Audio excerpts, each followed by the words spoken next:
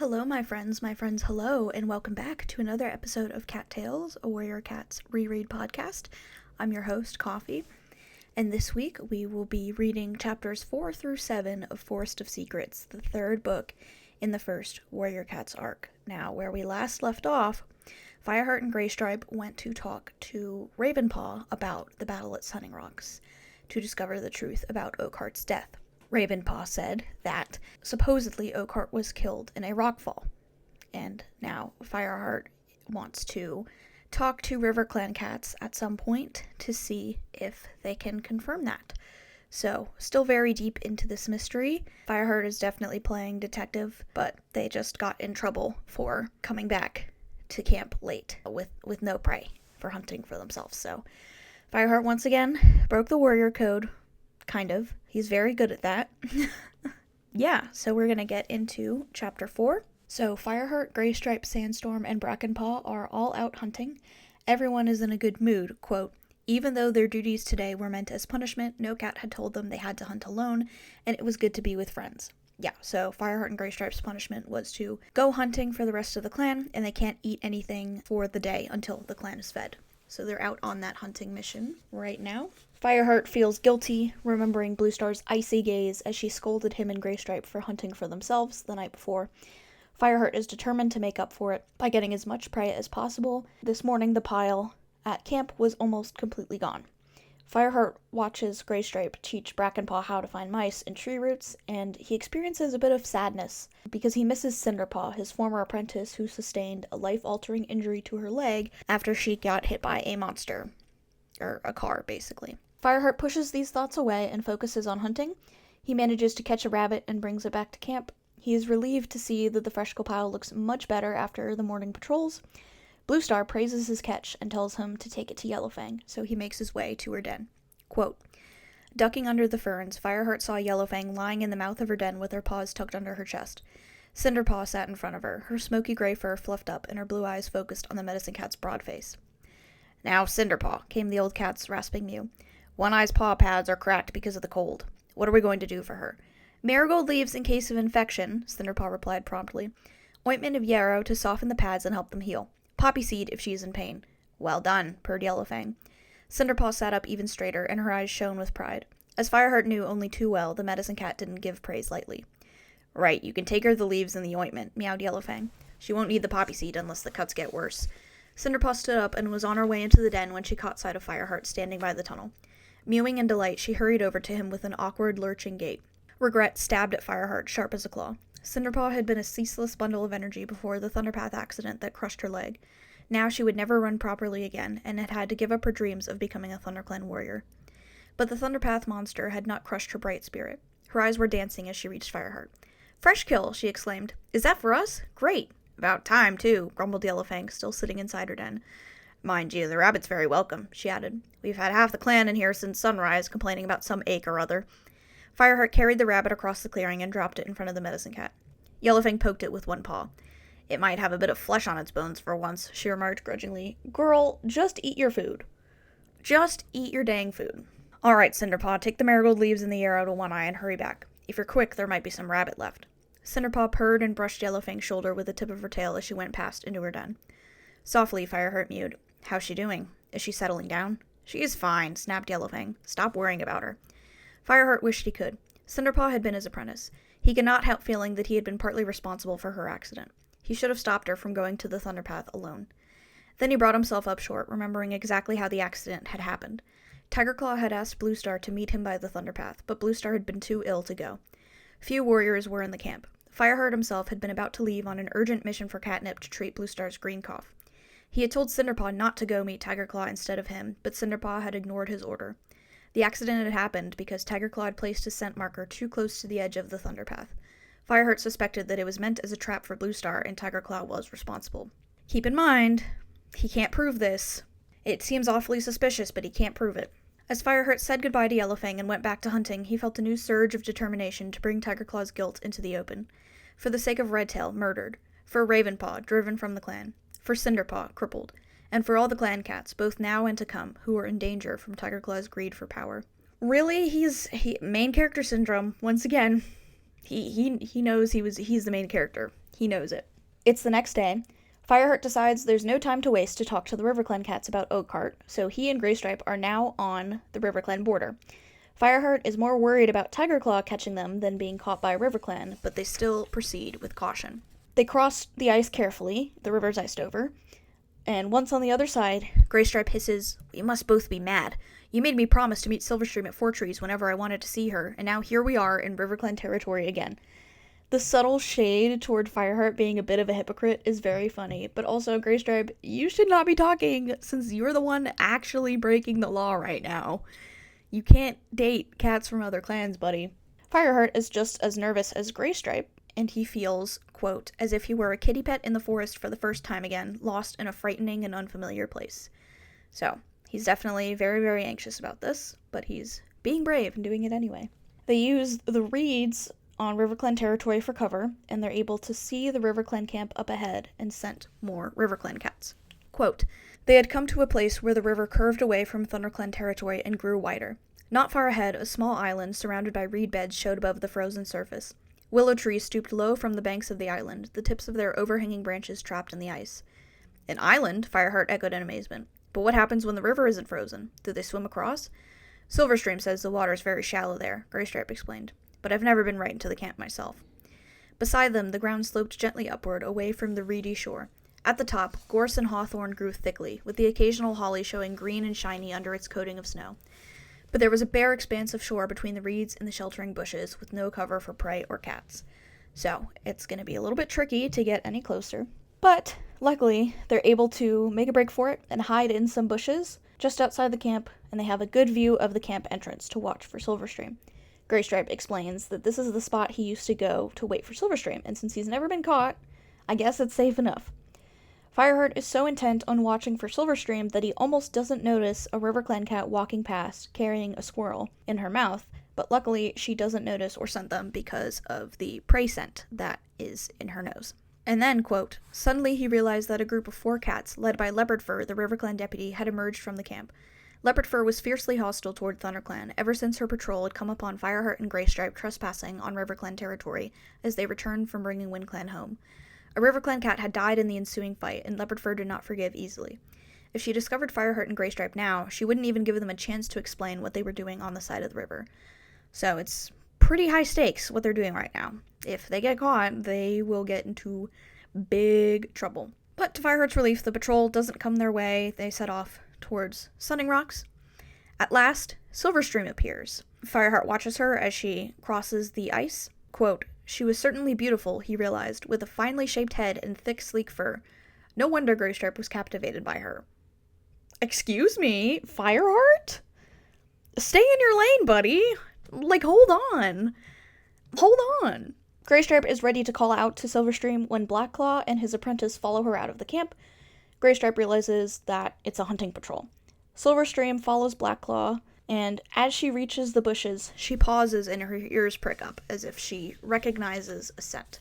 Quote, Silverstream, Graystripe mewed softly. The she-cat flicked her ears, and Fireheart let out the breath he had been holding. She had heard. Blackclaw, she called to the warrior ahead of her. I'll try for a mouse in the bushes here. Don't wait for me. Fireheart heard an answering mew from Blackclaw. Moments later, Silverstream slipped through the branches until she reached the space where the young ThunderClan warriors were crouching. She pressed herself against Graystripe, purring loudly, and the 2 cats rubbed their faces together with obvious delight. Get a room, you 2. I thought you only wanted us to meet at Four Trees, Silverstream meowed when the 2 cats finished greeting each other. What are you doing here? I brought Fireheart to see you, Graystripe explained. He needs to ask you something. Fireheart had not spoken to Silverstream since he had let her escape in the battle. He guessed she was remembering that too, for she tipped her head graciously toward him, with no trace of the defensive hostility she had shown when he had tried to discourage her from seeing Graystripe at the start of their relationship. Yes, Fireheart? What do you know about the battle at the Sunning Rocks, where Oakheart died? Fireheart launched straight in. Were you there? No, Silverstream replied. She looked thoughtful. Is it very important? Yes, it is. Could you ask some cat who was? I'll do better than that, Silverstream interrupted him. I'll bring Mistyfoot to talk to you herself. Fireheart exchanged a glance with Graystripe. Was that a good idea? It's okay, meowed Silverstream, as if she guessed what was worrying him. Mistyfoot knows about me and Graystripe. She doesn't like it, but she won't give me away. She'll come now if I ask her. Fireheart hesitated, then dipped his head in assent. All right, thanks. He had hardly finished speaking before Silverstream turned and slid out of the bushes again. Fireheart watched her bounding through the snow toward the camp. Isn't she great? Graystripe murmured. All right, buddy. I mean, that is very helpful of her, but stop glazing her. Fireheart said nothing but settled down to wait. He was getting more nervous with every moment that passed. If he and Graystripe stayed in RiverClan territory for much longer, some of the RiverClan cats were bound to find them. They would be lucky to escape with their fur intact. Graystripe, he began. If Silverstream can't... Just then, he saw the silver-gray tabby crossing the ice from the camp again, with another cat behind her. They raced up the slope, and Silverstream led the way into the bushes. The cat she brought with her was a slender queen with thick gray fur and blue eyes. For a heartbeat, Fireheart thought she seemed familiar. He decided he must have seen her at a gathering. When the queen saw Fireheart and Graystripe, she stopped dead. Her fur began to rise suspiciously, and she flattened her ears against her head. Mistyfoot, meowed Silverstream quietly. These are ThunderClan cats, hissed Mistyfoot. What are they doing here? This is RiverClan territory. Mistyfoot, listen. Silverstream went over to her friend and tried to nudge her toward Fireheart and Graystripe. Mistyfoot stood her ground. Fireheart couldn't help feeling daunted by the look of blank hostility in her eyes. Had he been stupid to think that RiverClan would help him? I kept your secret about him, Mistyfoot reminded Silverstream, jerking her chin at Graystripe. But I'm not going to keep quiet if you start bringing the whole of ThunderClan here. Don't be ridiculous, Silverstream retorted. It's all right, Mistyfoot, Fireheart put in quickly. We haven't taken any of your prey, and we're not here to spy. We need to speak to a cat who fought in the battle at Sunning Rocks, where Oakhart died. Why? Mistyfoot narrowed her eyes. It's hard to explain, Fireheart mewed, but it's nothing that could harm RiverClan. I swear that by StarClan, he added. The young queen seemed to relax, and this time she let Silverstream urge her forward until she was sitting beside Fireheart. Graystripe stood up, ducking his head to avoid the low-hanging branches. If you two are going to talk, Silverstream and I will leave you to it. Fireheart opened his mouth to protest, alarmed at the idea of being left alone in enemy territory. But Graystripe and Silverstream were already slipping out of the bushes. Just before they vanished among the tough hawthorn branches, Graystripe looked back. Oh, Fireheart, he meowed quietly. Before you go back, make sure you roll in something strong to hide the RiverClan scent. He blinked in embarrassment. Fox stung is good. Wait, Graystripe? Fireheart jumped to his paws, but it was no use. Graystripe and Silverstream were gone. I think it's so funny that Graystripe is like, yeah, to disguise your scent, you just gotta roll in some poop. Sorry, buddy. Like, if I were Fireheart, I guess, man. I can't imagine rolling in poop, though. Don't worry, meowed Mistyfoot behind him. I won't eat you. You'd give me bellyache. Okay, I like her already. Fireheart turned back to see her blue eyes sparkling with amusement. You're Fireheart, aren't you? She went on. I've seen you at gatherings. They say you used to be a kitty pet. Her voice was cool, with thinly veiled suspicion. That's true, Fireheart admitted heavily, feeling the familiar sting at the contempt of clan-born cats for his past. But I'm a warrior now. Mistyfoot licked her paw and drew it slowly over one ear, keeping her eyes fixed on his face. All right, she meowed at last. I fought in the battle. What do you want to know? Fireheart paused for a moment, putting his thoughts in order. He would have only one chance to find out the truth. He mustn't make any mistakes. Get on with it, growled Mistyfoot. I've left my kits to come and talk to you. It won't take long, Fireheart promised. What can you tell me about the way Oakhart died? Oakhart? Mistyfoot looked down at her paws. After a deep breath, she lifted her eyes to Fireheart again. Oakhart was my father. Did you know that? Ooh, okay. So now we know one of the kits in the prologue was Mistyfoot. No, I didn't, mewed Fireheart. I'm sorry. I never met him, but they say he was a brave warrior. He was the best and the bravest, Mistyfoot agreed. And he should never have died. It was an accident. Fireheart felt his heart begin to race. This was exactly what he needed to know. Are you sure? He asked. No cat killed him? He was wounded in the battle, but not enough to kill him, meowed Mistyfoot. Afterward, we found his body under some fallen rocks. Our medicine cat said that that was what killed him. So it is now confirmed, by a RiverClan cat, that Redtail did not kill Oakhart. So no cat was responsible, Fireheart muttered. Ravenpaw was right. What? The blue-gray queen frowned. Nothing, Fireheart meowed hastily. Nothing important. Thank you, Mistyfoot. That's just what I wanted to know. Then if that's all... No, Mistyfoot, wait. There's one more thing. In the battle, one of our cats heard Oakhart say that no ThunderClan cat should harm Stonefur. Do you know what he meant by that? The RiverClan queen was silent for a while, her blue eyes gazing into the distance. She shook her head firmly, as if she were flicking water off it. Stonefur is my brother, she mewed. Alright, so Stonefur is the second kit from the prologue, which means that in the battle, Oakhart was trying to protect his kit, Stonefur. Then Oakhart was his father too, Fireheart realized. Is that why he wanted to protect him from ThunderClan cats? No, Mistyfoot's eyes flashed blue fire. Oakhart never tried to protect either of us. He wanted us to be warriors like him and bring honor to the clan. Then why... I don't know. She sounded as if she was genuinely puzzled. So, it sounds like Oakhart might have been a confusing father. Fireheart tried not to feel disappointed. At least he knew for certain now that how Oakhart had died. But he couldn't shake off the feeling that what Oakhart had said about Stonefur was important, if only he could understand it. My mother might know, Mistyfoot meowed unexpectedly. Fireheart turned back to her, ears pricked. Greypool, she added. If she can't explain it, no cat can. Could you ask her? Maybe. Missyfoot's expression was still guarded, but Fireheart guessed that she was as curious about the meaning of Oakheart's words as he was himself. But it might be better for you to speak to her yourself. Fireheart blinked in surprise that Missyfoot should suggest such a thing when she had seemed so hostile at first. Can I? He asked. Now? No, Missyfoot decided after a pause. It's too risky for you to stay here any longer. Leopard Fur's patrol will be back soon. Besides, Greypool is an elder now and hardly ever leaves the camp. She'll take some persuading before she'll come out. But don't worry, I'll think of a reason. Fireheart bowed his head in reluctant agreement. Part of him was wildly impatient to hear what Greypool had to say, but the rest of him knew that Missyfoot was right. How will I know where to meet her? I'll send a message with Silverstream, Missyfoot promised. Now go. If Leopard Fur finds you here, I won't be able to help you. Fireheart blinked at her. He would have liked to give the young queen a lick of gratitude, but he was afraid of getting a clawed ear in return. So, I'm guessing this is the equivalent of, giving a kiss on the cheek to someone? And not the harassment, though. Fireheart, you can't do that to a girl, honey. Missyfoot seemed to have gotten over the worst of her hostility, but she wasn't going to let him forget that they came from 2 different clans. Thank you, Missyfoot, he meowed. I won't forget this. And if I ever can do anything for you, just go, Missyfoot hissed. As Fireheart slipped past her toward the gap in the bushes, she added with a purr of amusement. And don't forget the fox dung. That's the end of chapter 4. I love Missyfoot's character and how the writers didn't make her flat background character number 80 because the newer books are very guilty of doing that. So, very interesting chapter. Fireheart is sleuthing around. He's like, oh my god, what is that famous detective's name? Oh my god, dude, I'm dumb. What? Do I have to freaking Google this? Famous detective characters. Sherlock Holmes. Oh my god. That was the most embarrassing point of my life. That was incredibly embarrassing. I can't believe I forgot Sherlock Holmes' name. I'm 24 years old. Okay. My brain is just fried. Anyway.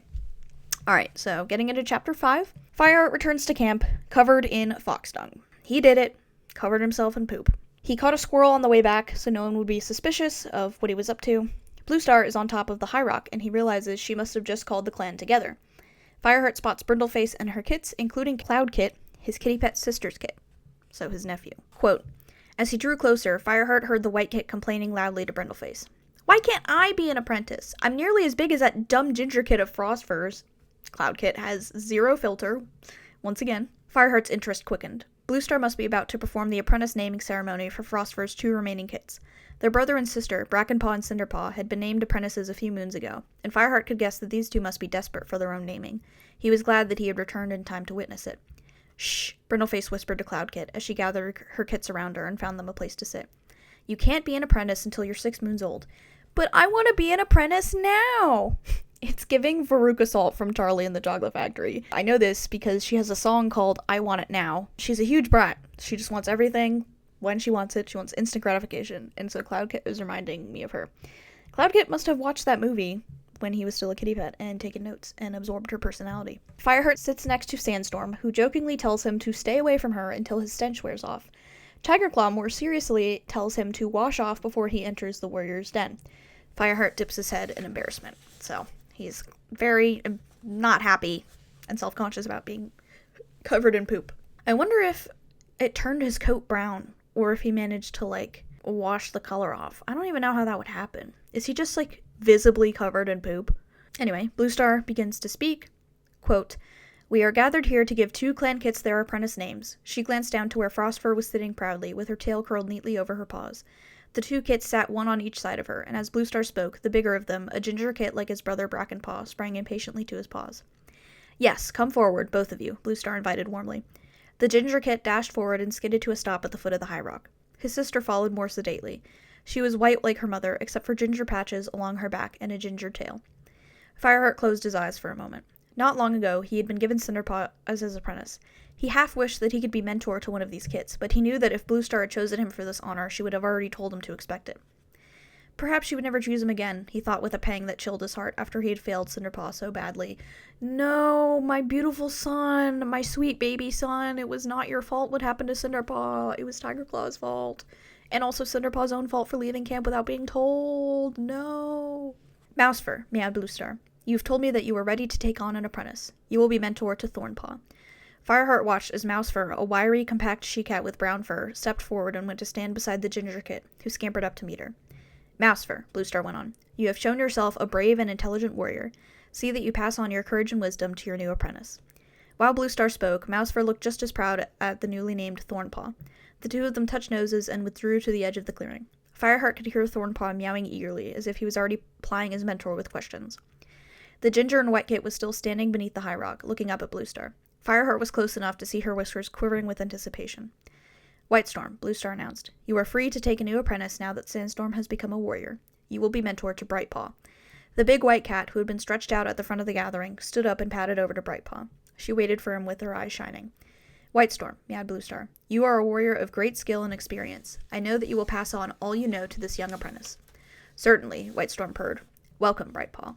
He bent to touch noses with her and escorted her back to the assembled cats. So the meeting disperses, and Graystripe has now returned to camp. He tells Fireheart that, quote, if it's sunny tomorrow, Silverstream and Mistyfoot will persuade Graypool to leave the camp for some exercise. They'll meet us at Sunhigh. They'll be at a quiet glade just over the border by the Two-Leg Bridge, one of Graystripe and Silverstream's old meeting places. Fireheart is eager to see what Graypool has to say. Then there's a time skip. It is now the next day. Fireheart and Graystripe are settled in at the meeting place. Fireheart had caught a mouse as a gift for Graypool. Fireheart is anxious because he's breaking the code again, but he believes it's all for the good of the clan. If he was placed on an alignment chart, he would definitely be chaotic good, which might be a controversial take, but he's breaking the law left and right in the name of good, so he is chaotic good. Fight me on that. He just wishes he knew for sure if this was the right path to take.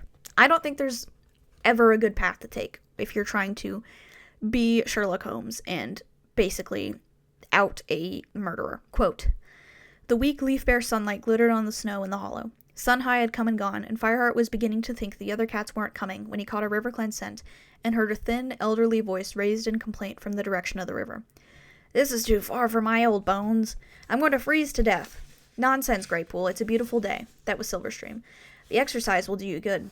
Fireheart heard a snort of contempt in response. 3 cats came into view, picking their way down the side of the hollow. 2 of them were Silverstream and Mistyfoot. The third was an elder he had never seen before, a skinny she-cat with patchy fur and a scarred muzzle turning white with age. Halfway down the hollow she paused, stiffening as she sniffed the air. There are ThunderClan cats here, she hissed. Fireheart saw Silverstream and Mistyfoot exchange a worried glance. Yes, I know, Mistyfoot soothed the elderly she-cat. It's all right. Graypool gave her a suspicious look. What do you mean, all right? What are they doing here? They just want to talk to you, Mistyfoot said gently. Trust me. For a heartbeat, Fireheart was afraid the elder would turn back, yowling to raise the alarm, but to his relief, Graypool's curiosity was too much for her. She patted after Mistyfoot, shaking her paws with disgust as they sank into the soft snow. Graystripe? Silverstream mewed warily. Graystripe snuck his head out of the bush. We're here. The 3 RiverClan cats pushed their way into the prickly shelter.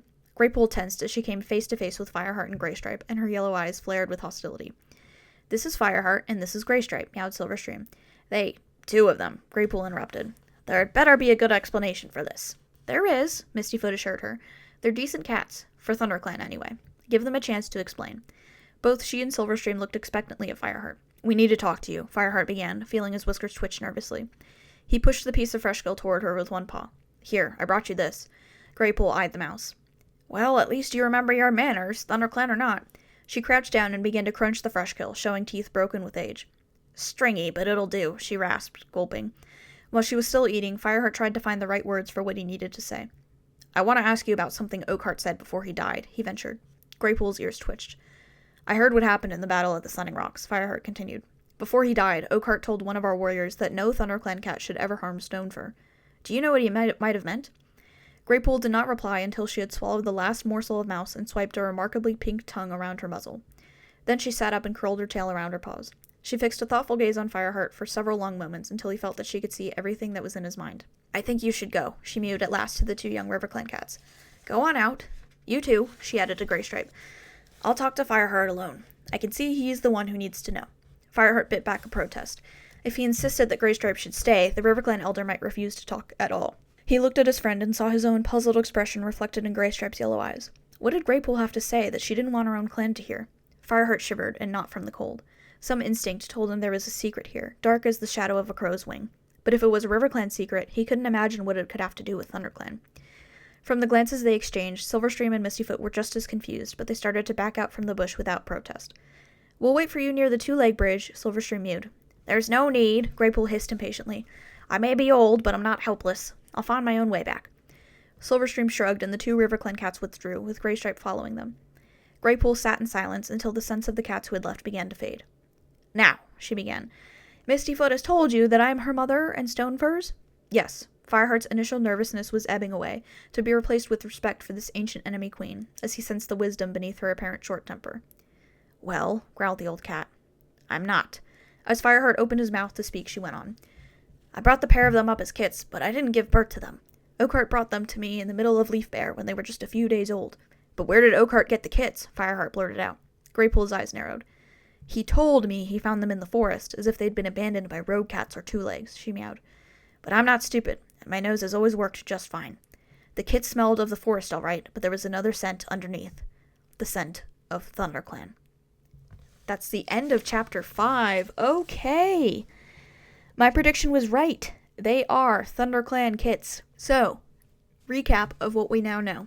Oakhart is the father of Stonefur and Mistyfoot. Those are the two kits he brought to Greypool in the prologue of this book. They are ThunderClan kits. I'm just going to leave you with that. Chapter 6. Quote, "What?" Fireheart was so astonished he could hardly speak. "Are you saying that Mistyfoot and Stonefur came from ThunderClan?" "Yes." Greypool gave her chest for a couple of licks. "That's exactly what I'm telling you." Fireheart was stunned. "Did Oakhart steal them?" he asked. Greypool's fur bristled, and she drew her lips back in a snarl. "Oakhart was a noble warrior. He would never stoop to stealing kits." "I'm sorry." Alarmed, Fireheart crouched and flattened his ears. "I didn't mean... It's just so hard to believe." Greypool sniffed, and her fur gradually lay flat again. Fireheart was still struggling with what she had just told him. If Oakhart hadn't stolen the kits, perhaps rogue cats had taken them from the ThunderClan camp. But why? And why abandon them so quickly when the scent of their clan was still on their fur? Then, if they were ThunderClan kits, why did you look after them? He stammered. What clan would willingly take in enemy kits and in a season when prey was already scarce? Greypool shrugged. "Because Oakhart asked me to. He may not have been a deputy back then, but he was a fine young warrior. I'd recently given birth to kits of my own, but all except one died in the bitter cold. I had plenty of milk to spare, and the poor little scraps would never have lived to see the sunrise if some cat hadn't cared for them. Their ThunderClan scent soon faded," she went on. "And even if Oakhart hadn't told the truth about where they came from, I respected him enough not to ask any more questions. Thanks to Oakhart and to me, they grew into strong kits, and now they're good warriors. A credit to their clan. Do Mistyfoot and Stonefur know all this?" Fireheart asked. "Now listen to me," rasped Greypool. "Mistyfoot and Stonefur know nothing, and if you tell them what I've just told you, I'll rip your liver out and feed it to the crows." She thrust her head forward and drew her lips back as she spoke, baring her teeth. In spite of her age, Fireheart flinched. "Okay, Grandma, I see you." "They never doubted that I'm their real mother," Greypool growled. "I like to think they even look a bit like me." As she spoke, Fireheart felt something stir in his mind, like the twitch of a fallen leaf that betrayed the mouse sheltering beneath it. He thought that what Greypool had just said should mean something to him, but when he tried to capture the thought, it scuttled away. I just wrote, with like 15 M's on my notes here. "They have always been loyal to RiverClan," Greypool insisted. "I don't want that loyalty to be divided now. I've heard the gossip about you, Fireheart. I know you were once a kitty pet, so you should understand more than any cat what it means to have a paw in two places." Fireheart knew he would never make any cat go through the uncertainties that he suffered himself about not fully belonging to his clan. "I promise I'll never tell them," he meowed solemnly. "I swear it by StarClan." The old cat relaxed and stretched, her front paws extended, and her rump in the air. "I accept your word, Fireheart," she replied. "I don't know if this has helped you at all, but it might explain why Oakhart would never let a ThunderClan cat harm Mistyfoot or Stonefur. Even if he claimed to know nothing about where they came from, he would have smelled the ThunderClan scent on them as clearly as I did. As far as they're concerned, they are loyal only to RiverClan, but it would seem that Oakhart's loyalties were divided on their behalf. I'm very grateful to you," Fireheart purred, trying to sound as respectful as he could. "I don't know what this means in relation to what I have found out, but I really think it's important for both our clans." "That's as may be," mewed Greypool. She frowned. "But now that I've told you everything, you must leave our territory." "Of course," Fireheart meowed. "You won't even know I've been here. And Greypool," he paused before thrusting his way out of the bush and held her pale yellow gaze for a moment. "Thank you." I think Fireheart is getting distracted from his main mission of finding out if Tigerclaw is truly a confirmed murderer. I'm not sure what this whole ThunderClan, RiverClan kit mystery has to do with it. I think he's just getting distracted from the main point. I think he's really trying to be Sherlock Holmes right now. He's trying to solve every mystery under the sun. but the book is called Forest of Secrets, so I should have expected it. So, there is a time skip. Fireheart returns to camp, his head spinning with all this new information. He decides to tell Bluestar about the Oakheart thing, but also decides to ask her if any kits were ever stolen from ThunderClan camp. He hides next to Bluestar's den as Tigerclaw comes out talking about patrols. He doesn't see Fireheart, and when he leaves, Fireheart asks Bluestar if he can talk to her, and she agrees, and they both go into her den. Quote, Fireheart took a deep breath. You remember the story that Ravenpaw told, that Redtail killed Oakheart at the Battle of the Sunning Rocks? Bluestar stiffened. Fireheart, that is over, she growled. I told you before, I have reasons enough to be satisfied that this isn't true. I know. Fireheart bowed his head respectfully. But I found out something new. Bluestar waited in silence. Fireheart couldn't tell what she was thinking. No cat killed Oakheart. Not Redtail, not Tigerclaw, he went on, nervously aware that it was too late now to change his mind. Oakheart died when a rock collapsed on top of him. Bluestar frowned. How do you know this? I went to see Ravenpaw again, Fireheart admitted, after the last gathering. He was ready for anger as he made his confession, but the clan leader remained calm. So that's why you were late, she observed. I had to find out the truth, Fireheart meowed quickly. Wait a moment, Bluestar interrupted. Ravenpaw told you at first that Redtail killed Oakheart. Is he changing his story now? No, not at all, Fireheart promised. I misunderstood him.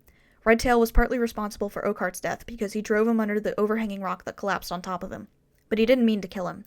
And that's what you couldn't believe, he reminded Bluestar, that Redtail would deliberately kill another cat. Besides, well, Bluestar sounded as calm as ever. I went across the river and spoke to a RiverClan cat, Fireheart confessed. Just to be sure. She told me that it's true. Oakheart died from the rockfall. He looked at his paws, bracing himself for Bluestar's fury that he'd been trespassing on enemy territory, but when he looked up again, there was nothing in the leader's eyes except for intense interest. She gave him a slight nod, and Fireheart went on. So we know for a fact that Tigerclaw was lying about how Oakheart died. He didn't kill him himself in revenge for Redtail. The rockfell killed him. Isn't it possible that he is lying about Redtail's death as well? As he spoke, Bluestar began to look troubled, narrowing her eyes so that only the faintest sliver of blue showed in the dim light of the den. She let out a long sigh. Tigerclaw is a fine deputy, she murmured, and these are serious charges. I know, Fireheart agreed quietly. But can't you see, Bluestar, how dangerous he is? Bluestar sank her head onto her chest. She was silent for so long that Fireheart wondered if he should leave, but she had not dismissed him. There's something else, he ventured. Something strange about two of the RiverClan warriors.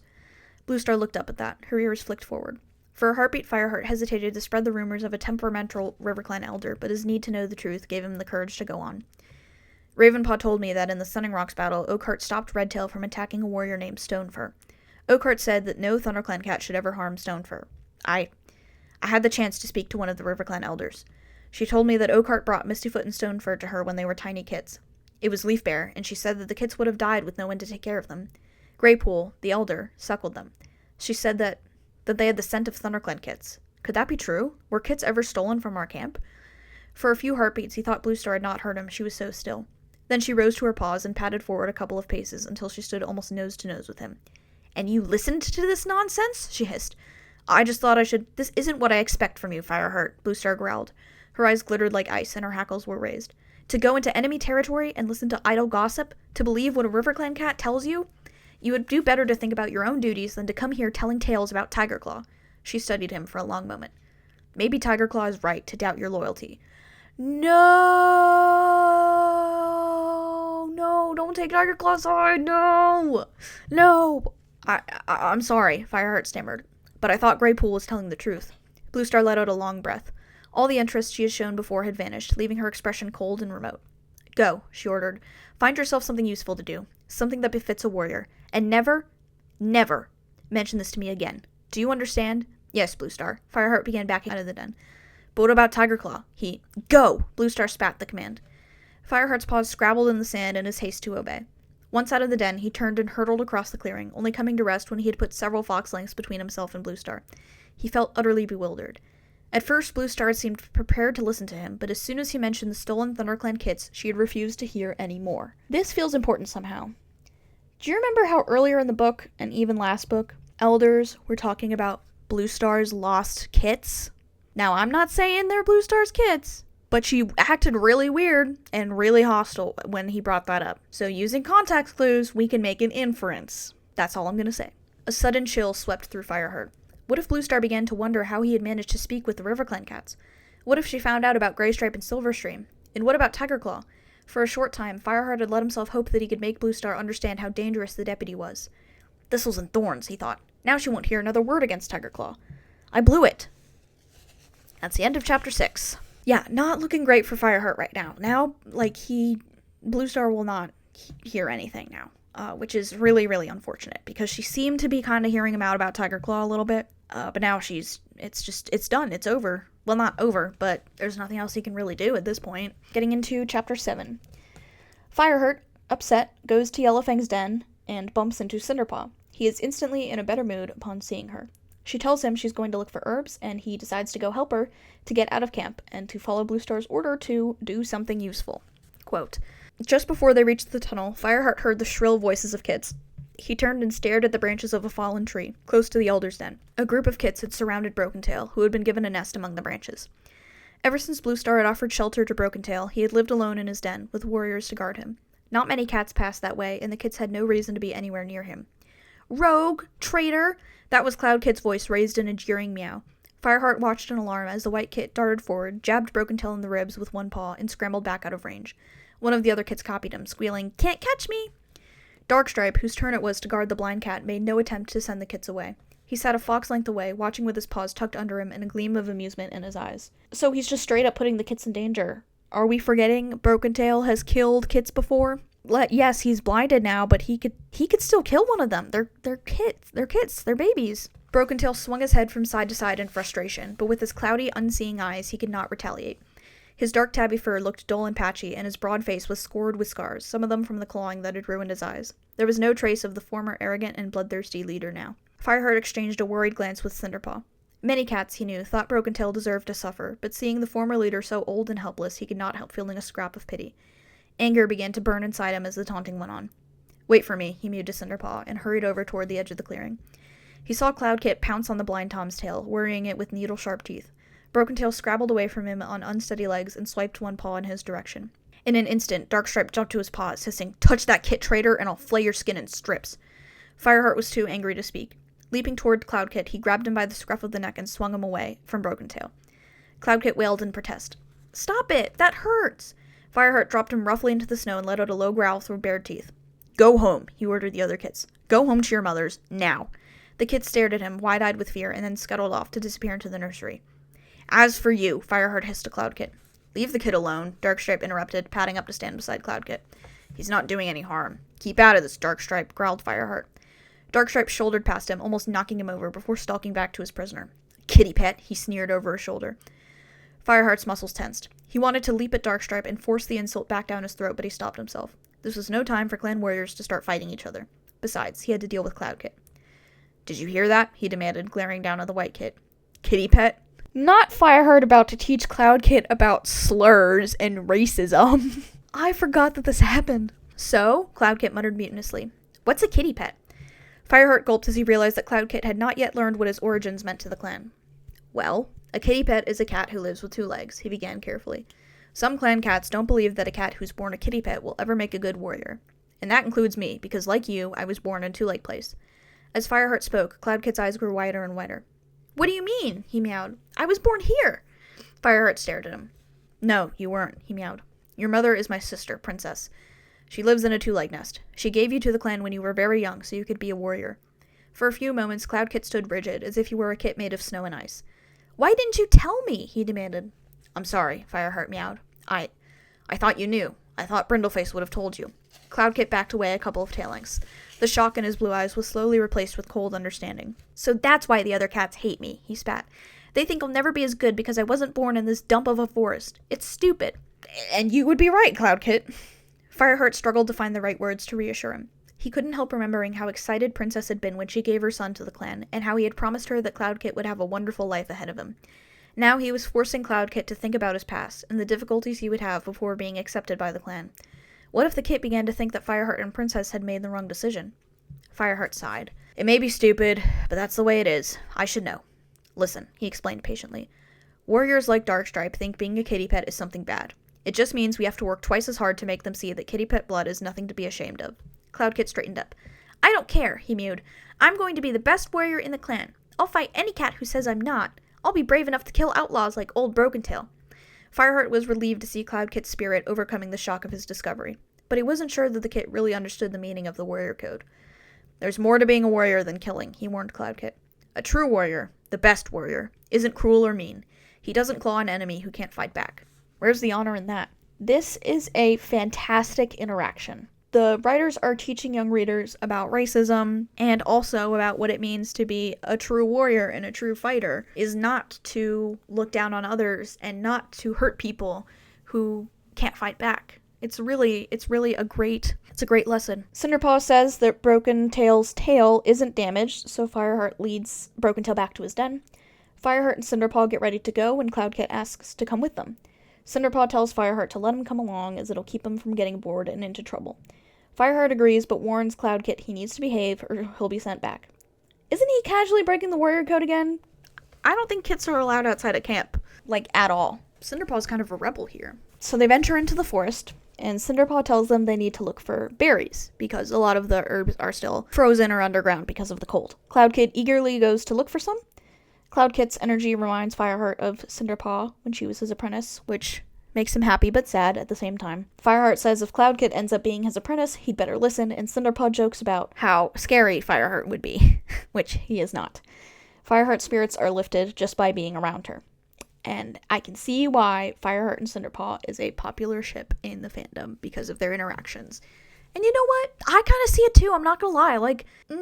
She's younger than him, so that's a thing. I'm not saying I encourage that or condone that age gap relationship sort of, but also I don't even know what their age gap actually is because Fireheart became a warrior pretty young. I don't know. You know what? I'm not going to get into that type of discourse right now, but I can see why the fandom ships them through these interactions. Anyway, quote, "Cinderpaw," Cloudkit called from farther along the hollow. "There are berries here. Come and look." Fireheart craned his neck and saw the white kit crouching beneath a small, dark-leaved bush that pushed its way up between two rocks. Bright scarlet berries grew close to the stems.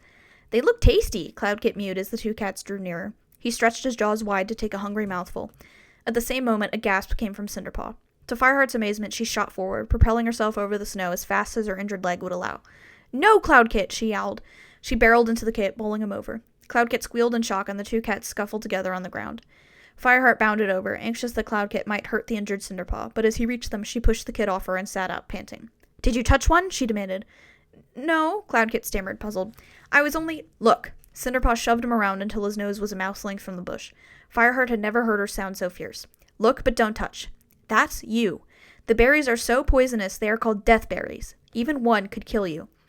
Cloudkit's eyes were round as the full moon. Speechless for once, he gazed, horrified, at Cinderpaw. "All right," she mewed more gently, giving his shoulder a couple of comforting licks.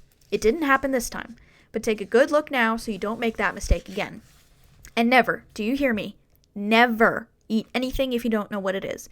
"Yes, Cinderpaw," Cloudkit promised. "Go on looking for berries, then." Cinderpaw nudged the kit to his paws. "And call me as soon as you find anything." Cloudkit padded off, glancing back over his shoulder once or twice as he went. Fireheart couldn't remember seeing him so subdued. Bold as the kit was, he had received a real shock. "It's a good thing you were here, Cinderpaw," he meowed, feeling a pang of guilt that he hadn't known enough to warn Cloudkit. "You've learned such a lot from Yellowfang." "She's a good teacher," Cinderpaw replied. She shook several clumps of snow off her fur and began padding up the hollow after Cloudkit. Fireheart walked beside her, once more slowing his pace to match hers. This time Cinderpaw noticed. "You know, my leg is healed as much as it ever will," she meowed quietly. "I'll be sorry to leave Yellowfang's den, but I can't stay there forever." She turned to look at Fireheart. All the mischief had faded from her eyes. Instead, there was pain and uncertainty in the blue depths. "I don't know what I'll do." Fireheart stretched over to her and rubbed his face comfortingly against hers. "Bluestar will know." "Maybe," Cinderpaw shrugged. "Ever since I was a tiny kit, I wanted to be just like Bluestar. She's so noble, and she's given her whole life to the clan. But Fireheart, what can I give now?" "I don't know," Fireheart admitted. The life of a cat could be followed clearly through the clan, from kit to apprentice to warrior, sometimes to queen, and then retired to an honorable old age among the elders. Fireheart had no idea what happened to a cat who was injured too badly for the warrior life, for the long patrols, the hunting and fighting that were required of a warrior. Even the queens who cared for the kits in the nursery had all been warriors once, with skills that enabled them to feed and defend their little ones. Cinderpaw was brave and intelligent, and before her accident she had shown endless energy and commitment to the clan. Surely that couldn't all be thrown away? "This is Tigerclaw's fault," Fireheart thought darkly. He laid the trail that led to her accident. "You should go to Bluestar," he suggested out loud. "Ask her what she thinks." "Perhaps I will," Cinderpaw shrugged. "Cinderpaw!" A shrill meow from Cloudkit interrupted them. "Come and see what I found!" Coming, Cloudkit, Cinderpaw limped away, mewing good-humoredly to Fireheart as she went, maybe it's Deadly Nightshade this time. I love her! I love her! I love her! Fireheart watched her go. He hoped the Blue Star would be able to find a way to give Cinderpaw a worthwhile life within the clan. Cinderpaw was right. Blue Star was a great leader, and not just in battle. She truly cared for all her cats. Knowing that, Fireheart felt even more confused when he remembered her reaction to Greypool's news. Why had Blue Star acted so strangely when he told her that 2 RiverClan warriors had been ThunderClan kits? The story had outraged her so much that she was closing her eyes to the danger from Tigerclaw. Fireheart shook his head as he padded slowly after Cinderpaw.